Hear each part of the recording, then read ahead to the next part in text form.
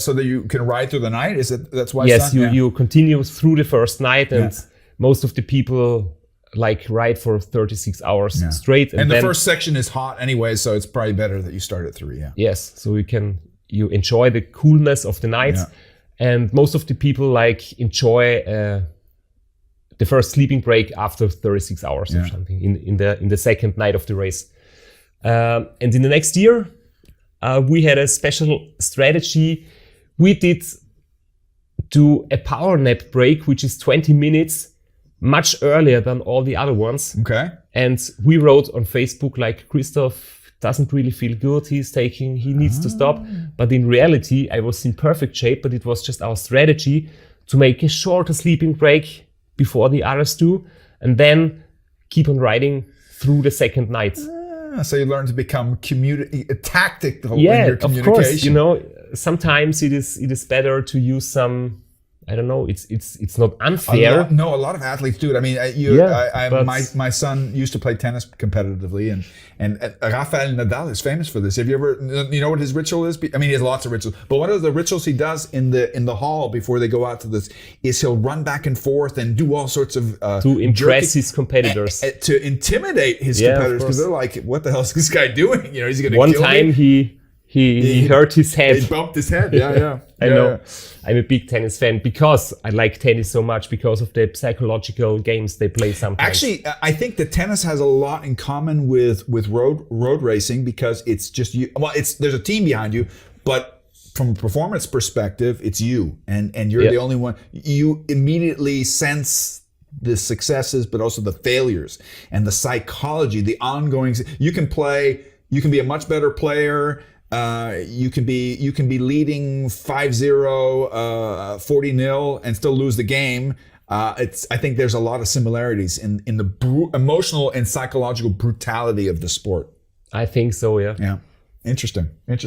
And this year, when we had the better communication, and I had the really, really deep motivation from my last year's loss, I went for 7 days and 22 hours, which was the first time ever that anybody broke the 8-day barrier. So retrospectively, it was good to have that second place finish, because if he did not beat me this year, I'm sure I would have not broken the 8-day record in the next year. Let me use that part, and I don't want to interrupt you, but it's jumping out at me. There's this one philosophy that you hear over and over again when you learn resilience and stuff like that. Let me ask you a question instead of saying it. You're famous for winning, but you've lost as well. I mean, losing is relative in a race. So you maybe didn't become first place. And becoming second place often feels like losing, which is a weird sensation. Where do you feel that you learned for yourself, for your personal development as an athlete and as a person? Where did you learn the most? From your successes or from your losses? Definitely from my losses. It's one of the key messages Would you be the person and the athlete you are today without those losses? Definitely not. Yeah.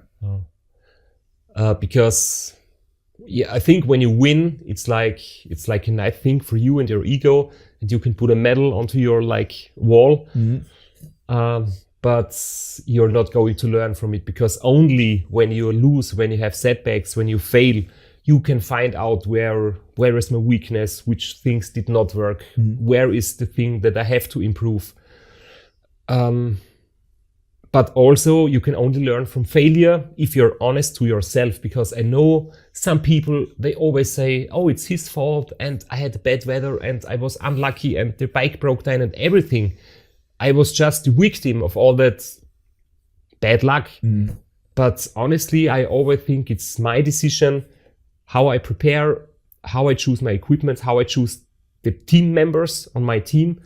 So of course, sometimes failure happens, mistakes happen. There are mistakes in the race all again, because it's just not realistic to have a race without any mistake.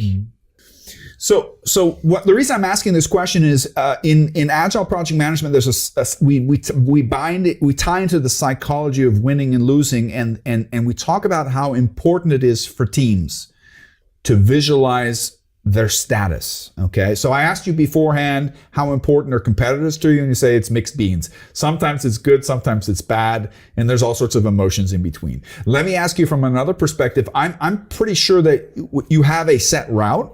You've already said that, and you have certain milestones. Do you use the milestones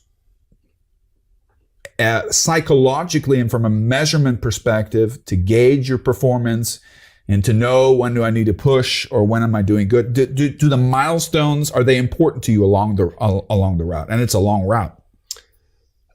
Yes, of course, because if you are like thinking about the remaining distance to the finish line, it is a very big thing. You're like, I don't know, your ass is hurting, your knees are swollen. Nobody's motivated if you say you have another 4,000 miles to go. Your lips are burned, you're sick, you're falling asleep on the bike and everything. And then there is still 4,000 kilometers to go.